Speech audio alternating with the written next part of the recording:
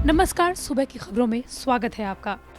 संसद में टूटी सारी मर्यादा और आपका खर्च हो गया 2.16 अरब रुपया। स्वदेशी चंद्रयान 2 को मिली बड़ी सफलता, चांद पर खोजे जीवन के अंश। तालिबान से सीधी टक्कर लेने वाली सलीमा मजारी खड़ी की अपनी फौज। तो ये 7 सरकारी कंपनियां बन जाएंगी प्राइवेट कंपनियां और 37 साल बाद खून के धब्बों से एसआईटी ने निकाले मुख्य सबूत। संसद का मॉनसून सत्र पूरी तरह से हंगामे में धुल गया, लेकिन मॉनसून सत्र के आखिरी दिन राज्यसभा में जो हुआ उसको लेकर सरकार और विपक्ष में अभी भी जंग छिड़ गई है। विपक्ष का आरोप है कि बाहर से मार्शल बुलाकर विपक्षी सांसदों के साथ बदसलूकी की गई। इस बीच अब राज्यसभा की वो फुटेज सामने आई है जिसको लेकर ये हंगामा हुआ है। वीडियो में देखा जा सकता है कि विपक्ष के सांसद राज्यसभा के वेल में आकर प्रदर्शन कर रहे थे। इस दौरान बड़ी संख्या में मार्शल सांसदों को रोकने का प्रयास कर रहे थे। वीडियो फुटेज में दिखा है कि सांसदों और मार्शल्स के बीच में लगातार धक्का मुक्की हुई है। इस दौरान कुछ सांसद मेज पर भी चढ़ते हुए दिखाई दिए तो कुछ महिला सांसदों और लेडी मार्शल्स के बीच में भी धक्का मुक्की हुई। राज्यसभा की 3 महिला सांसदों पर मार्शल्स पर पिटाई का आरोप भी लगाया गया है। बता दें कि विपक्ष का आरोप है कि राज्यसभा में जब इंश्योरेंस बिल जबरन पास किया जा रहा था तब बाहर से कुछ मार्शल्स आए जिन्होंने सांसदों के साथ बदसलूकी की। इस दौरान महिला सांसदों को भी निशाना बनाया गया। संसद के मॉनसून सत्र में हो हंगामे के कारण बाधित हुई लोकसभा और राज्यसभा की कार्यवाहियों से जनता के 2.16 अरब रुपए पानी में चले गए। अनुमान के मुताबिक संसद सत्र चलने पर हर मिनट 2.5 लाख रुपए खर्च होते हैं। ध्यान रहे कि संसद सत्र के लिए आवंटित समय का बड़ा हिस्सा बिना कामकाज के गुजर गया। भारत के दूसरे चंद्र मिशन यानी कि चंद्रयान 2 ने चंद्रमा पर पानी के अणुओं की मौजूदगी का पता लगाया है। मिशन के दौरान मिले आंकड़ों से यह खुलासा हुआ है। चंद्रयान 2 मिशन का ऑर्बिटर आज भी चंद्रमा की परिक्रमा कर रहा है, जिसकी बदौलत ये आंकड़े मिले हैं। करंट साइंस पत्रिका में पब्लिश रिपोर्ट में कहा गया है कि IIRS से मिले शुरुआती डेटा से चंद्रमा पर 29 डिग्री उत्तरी और 62 डिग्री उत्तरी अक्षांश के बीच व्यापक जलयोजन और अमिश्रित OH और पानी यानी कि H2O अणुओं की मौजूदगी स्पष्ट रूप से दिखाई देती है। इसमें कहा गया है कि पेजियोक्लेस प्रचुर चट्टानों में चंद्रमा के अंधकार से भरे मैदानी इलाकों की तुलना में ज्यादा OH या संभवतः H2O यानी कि पानी के अणु पाए गए हैं। भारत ने दूसरे चंद्र मिशन चंद्रयान 2 को 22 जुलाई 2019 को चांद के लिए रवाना किया था। हालांकि इसमें लगा लैंडर विक्रम उसी साल 7 सितंबर को निर्धारित योजना के अनुरूप चांद के दक्षिण ध्रुव क्षेत्र में सॉफ्ट लैंडिंग करने में सफल नहीं रहा, जिसकी वजह से पहले ही प्रयास में चांद पर उतरने वाला पहला देश बनने पर भारत का सपना टूट गया।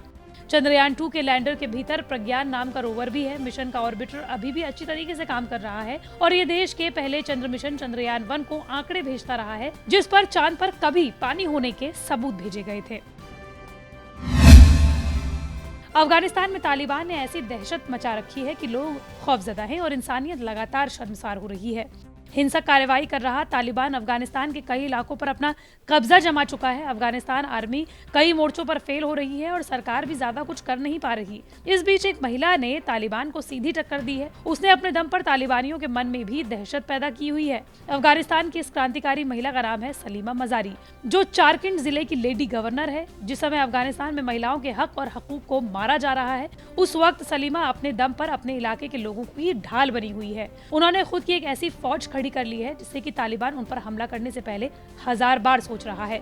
सलीमा ने अपनी फौज में 600 से ज्यादा लोगों को शामिल किया हुआ है। घूम घूम कर वो अपने इलाके में लोगों से अपनी फौज में शामिल होने की अपील करती हैं। उनकी अपील ऐसी रहती है कि लोग सब कुछ छोड़कर उनके पीछे लग जाते हैं। फिलहाल सलीमा की फौज में 600 से ज्यादा जाबाज शामिल हैं जो हर पल अपने इलाके की निगरानी के लिए सरहद पर तैनात रहते हैं और धीरे धीरे ये आंकड़ा लगातार बढ़ता जा रहा है। आपको बता दें कि अफगान मूल की सलीमा का जन्म 1980 में एक रेफ्यूजी के तौर पर ईरान में हुआ। वो ईरान में पली बढ़ी।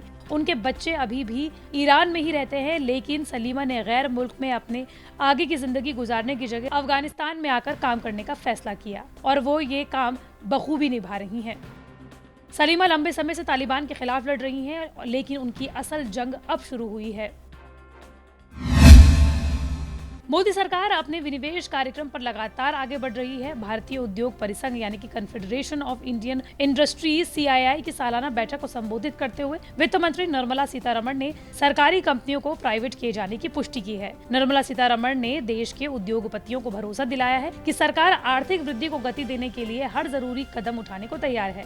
निर्मला सीतारमण ने ये बात 12 अगस्त को CII की वार्षिक बैठक को संबोधित करते हुए कही। CII की बैठक को संबोधित करते हुए DIPAM के के सेक्रेटरी ने भी कहा कि एयर इंडिया, भारत पेट्रोलियम का निजीकरण इसी साल हो जाएगा, जबकि shipping corporation of India, Bharat earth movers private limited, Pawan Hans और नीलाचल इस्पात निगम लिमिटेड के प्राइवेटाइजेशन को लेकर बिडर्स ने दिलचस्पी दिखाई है। सरकार ने इस साल के बजट में विनिवेश से 1.75 लाख करोड़ रुपए जुटाने का लक्ष्य रखा है। इसमें 2 सरकारी बैंक और LIC में हिस्सेदारी बेचना शामिल है। 1984 सिख दंगे की जांच में जुटी SIT ने कानपुर में एक मकान में 37 साल बाद मृतकों के खून के दाग ढूंढ निकाले।